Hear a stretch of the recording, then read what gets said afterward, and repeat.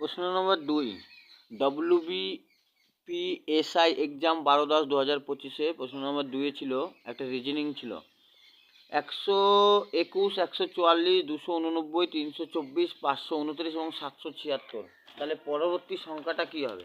তাহলে প্রথমে আমরা দেখতে পাচ্ছি 121 মানে হচ্ছে 11 স্কোয়ার করেছে, তারপরে 144 মানে হচ্ছে 12 স্কোয়ার করেছে, তারপরে আমরা দেখতে পাচ্ছি 289 মানে হচ্ছে 17 স্কোয়ার করেছে, তারপরে দেখতে পাচ্ছি 324 মানে 18 স্কোয়ার, তারপরে দেখতে পাচ্ছি 529 আমরা দেখতে পাচ্ছি 23 স্কোয়ার করেছে, তারপরে 24 স্কোয়ার করেছে।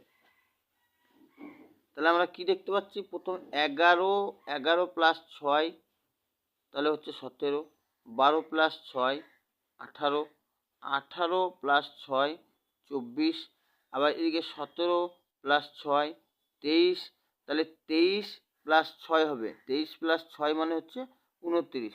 তাহলে 29-এর স্কোয়ার করতে হবে, তাহলে 29-এর স্কোয়ার করলে হচ্ছে 29 হচ্ছে 841, 29 কত 841। তাহলে option number B, option number B.